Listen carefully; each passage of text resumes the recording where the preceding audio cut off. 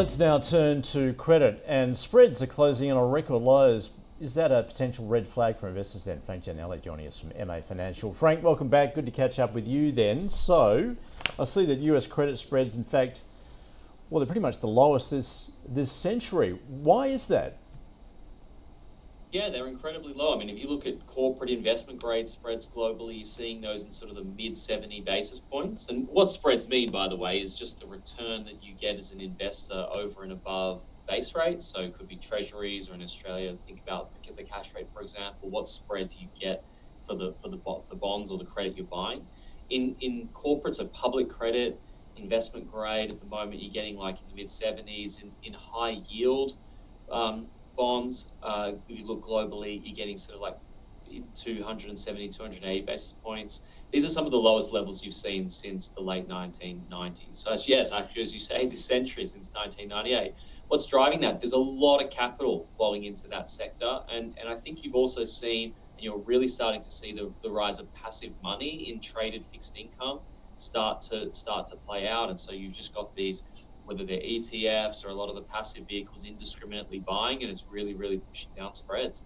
So, are investors perhaps underplaying this of what we're seeing on the market just in terms of those ongoing global risks, do you think? Well, we've also come out only a couple of years ago of record low base interest rates, zero interest rate environment. I know it's changed at the moment. We're back to a much more normal level of rates, but I guess people are thinking, well, if I used to get very, very low returns, and now I can kind of get mid to upper mid high single digits, well, maybe that's something that's attractive to me for my income yield. And so I guess that's why you're seeing people pile into that space. But really, if you look historically, when spreads this tight, you do normally see them revert to something that's a bit more trend, a bit more normal, and we really are at tights. The other thing that has happened historically, of course, is that record low credit spreads do tend to coincide with, or sometimes people say, is sort of a warning signal for things then happening in the economy. Now, interestingly, I don't see any signs of that at the moment. I think if you look at all sorts of fundamentals around credit performance, you're not seeing that dynamic, at least at the moment, but certainly some of the returns that you're seeing, and especially that public credit market, they're just really, really tight. But do you feel as though perhaps credit markets have a irrational confidence about the global economy at the moment? Maybe, but if you do look at core indicators, things like, what are debt service coverage ratios? So, how can borrowers cover the debt that they need to pay? How is debt being serviced? If you look at leverage levels, if you look at distress indicators, things like Altman Z scores, or just those general indicators of distress on a quantitative basis, you don't tend to see that there is a rising level of distress in any of these markets. I think that you've just got people seeking yield. And what I think that means for investors is that they do need to widen their portfolio and look for alternative ways to get some better return in fixed income if they can, because if you're only buying traditional bonds and you've just got this weight of passive money flooding into the sector, then you're not really getting necessarily great compensation for the risk if they're at record tights. So where can you chase that yield then, particularly in terms of those spreads? Yeah, well, look, there are parts of the traded credit market, asset-backed and structured credit, where I think the returns are still a little bit better, but they are tight.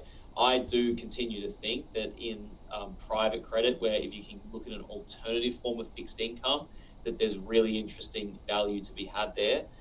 In private credit at the moment, the spread you're earning, call it anywhere from 400 to 500 basis points over base rates. That compares to high yield credit that's something more like 270, 280 basis points.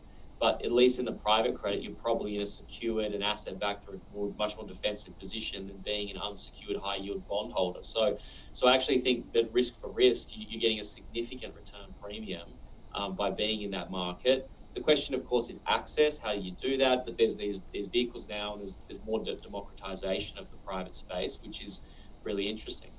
So for the Australian investor, I mean, the opportunities are perhaps a little more limited here. So where can you go?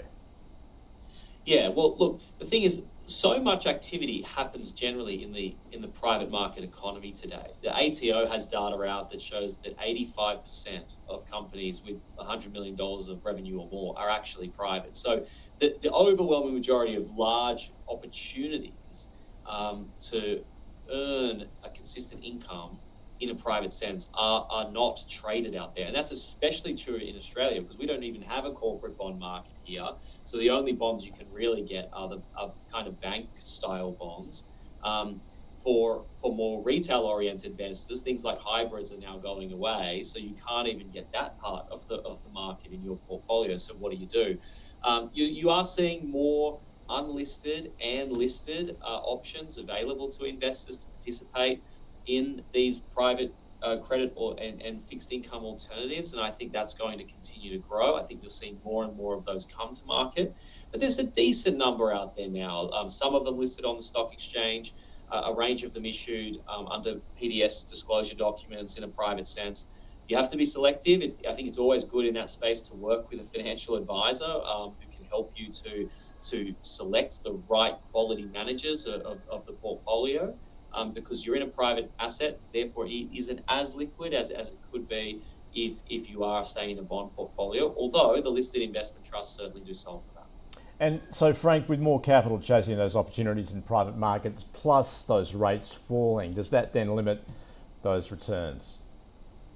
Yeah, well, that's a really good question, Andrew. I mean, look, in credit at the moment, there are a lot of people seeking income yield in their portfolios. And so, and in private credit, there is more competition, there's no doubt. I think the important thing in any lending market, whether you're in bonds, private credit, you actually need to be looking at a portfolio that's really diverse because there's always going to be a time in the cycle where there's too much heat in corporate lending or too much heat in real estate lending or whatever.